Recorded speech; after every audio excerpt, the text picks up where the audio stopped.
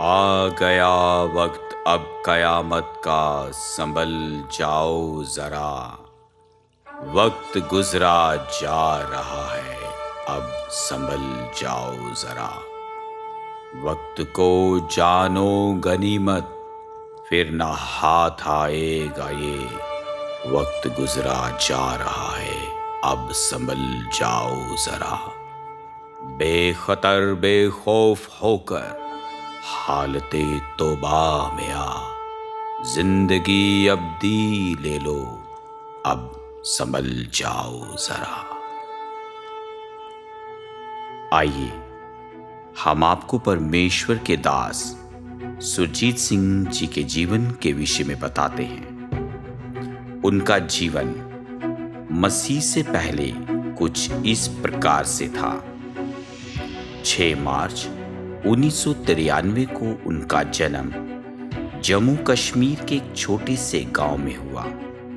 इनके पिता का नाम स्वर्गीय श्री गुलाब सिंह, माता का नाम श्रीमती कमलेश कौर है और इनका पालन पोषण सिख रीति रिवाजों के अनुसार हुआ।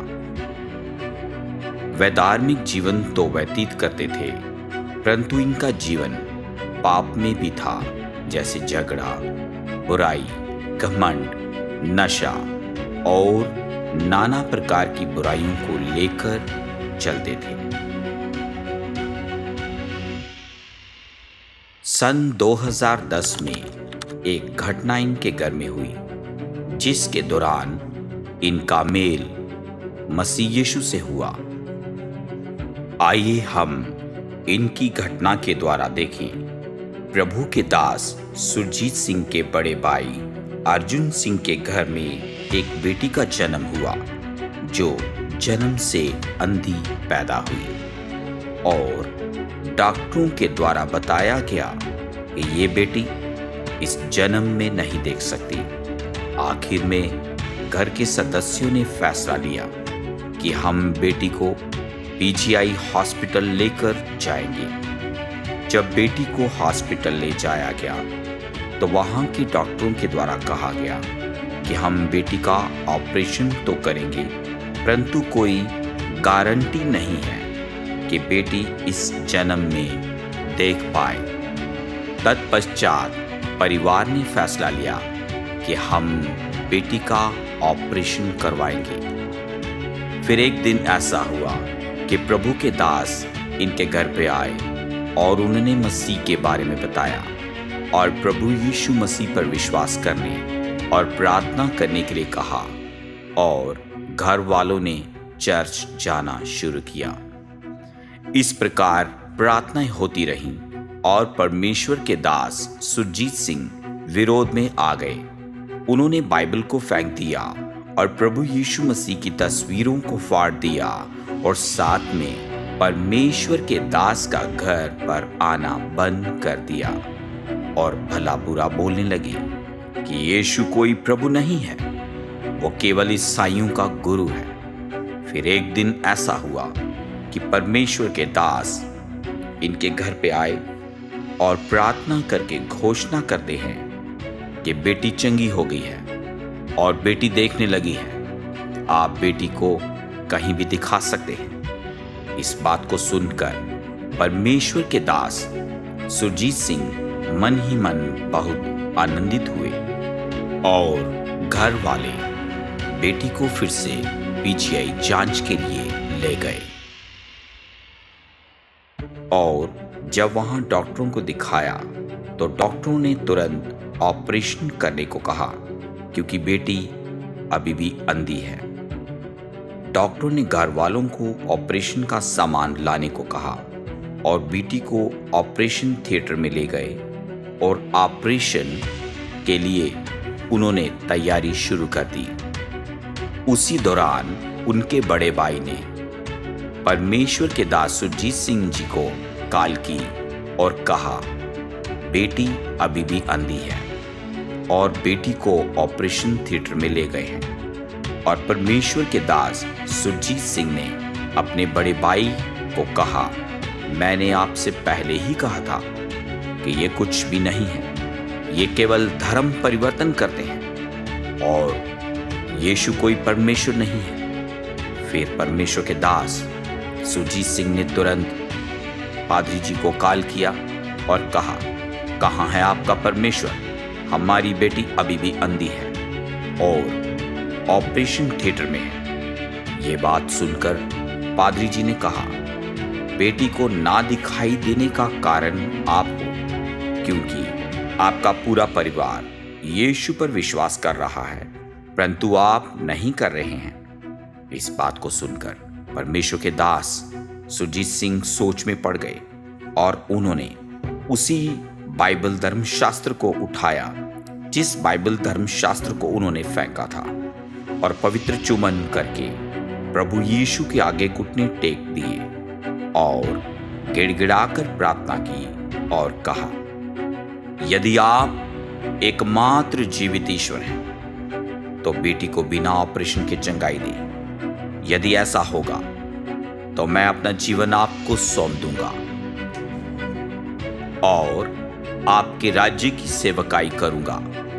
ये प्रार्थना करके वह कुछ समय चुप रहे और ऐसा हुआ कि उनके बड़े भाई का हॉस्पिटल से कॉल आया और उन्होंने कहा, डॉक्टरों ने ऑपरेशन से पहले आंखों की जांच की और ये पाया कि बेटी की रोशनी वापस आ गई है और बेटी देखने लगी है और हम घर वापस आ रहे हैं।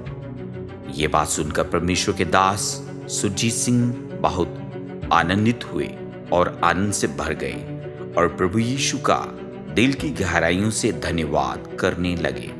फिर उन्होंने बाइबल को लिया और 3 दिन तक जंगल में जाकर बाइबल धर्मशास्त्र का अध्ययन करते रहे, पढ़ते रहे और परमेश्वर से कहने लगे कि प्रभु मुझसे बात कर। फिर अचानक भारी आवाज आई, बेटा केवल विश्वास कर। और इस भारी आवाज को सुनकर परमेश्वर के दास सुरजीत सिंह बहुत भयभीत हो गए और बहुत डर गए। उन्होंने कांपते हुए कहा, प्रभु यीशु, मैं आप पर विश्वास करता हूं। इस प्रकार प्रभु यीशु ने उनका पूरा जीवन बदल दिया और परमेश्वर के दास सुरजीत सिंह परमेश्वर के पीछे चलते और मसीह शिक्षा में बढ़ते गए। आइए हम देखते हैं कि सेवकाई की शुरुआत किस प्रकार हुई।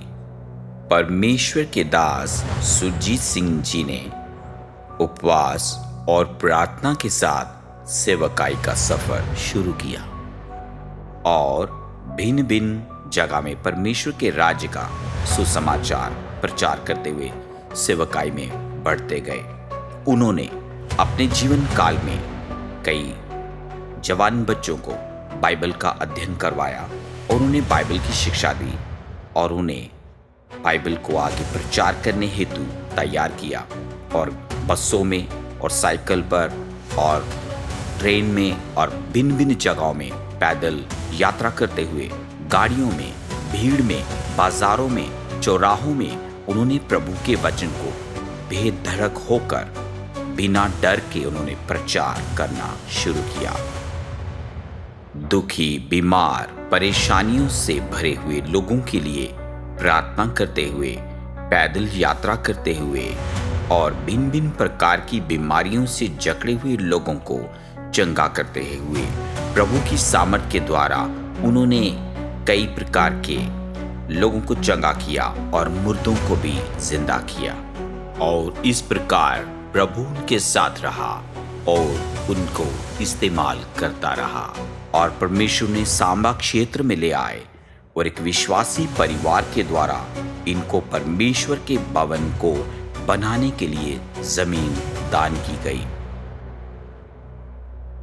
सन 2013 में उन्होंने जीसस लव्स यू मिनिस्ट्री की नींव जम्मू कश्मीर के डिस्ट्रिक्ट सांबा के एक गांव रख अम्बटाली में रखी।